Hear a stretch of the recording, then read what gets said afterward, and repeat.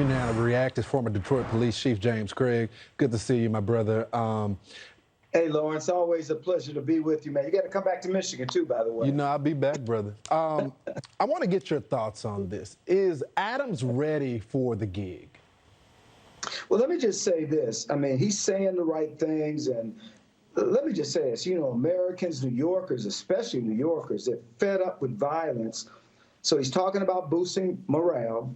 He's talking that he wants leadership. He's looking at a civilian police commissioner. And it's a critical appointment. You know, I've been a chief in 3 cities.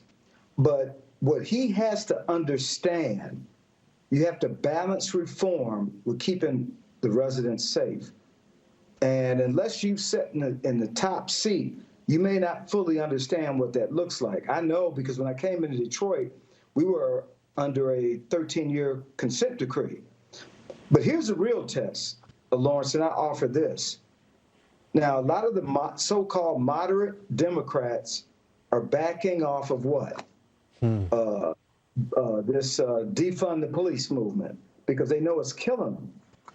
But if you say nothing when the progressive left is still spewing defund, dismantle police, you're complicit. Yeah. So the real test for Mayor-elect Eric Adams, is he going to stand against the progressive radical left? You're right, Chief. You're exactly right, Chief. So the question is, are those Democrats, the progressive side of the city is getting shot up too.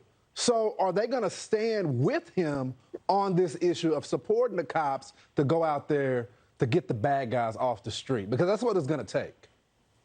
You know, that's a perfect world. And Lawrence, I wish I could tell you, the progressives have taken positions. Look, we got radical prosecutors or rogue prosecutors and judges who are letting these violent criminals back in the street.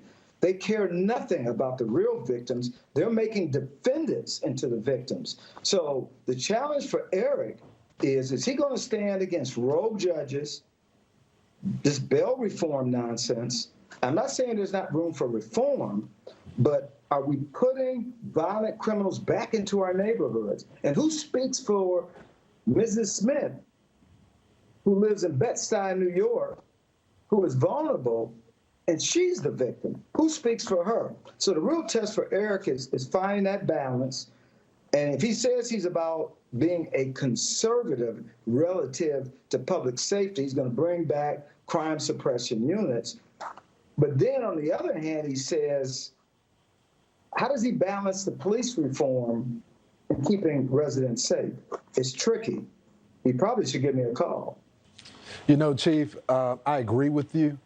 The bottom line, what needs to happen is, I don't care if you're conservative or liberal on any issue. It's, do you care about your citizens, and are you going to get the bad guys off the street, no matter what political ideology it is? Thank you so much, Chief. Absolutely. You bet. Thank you so much.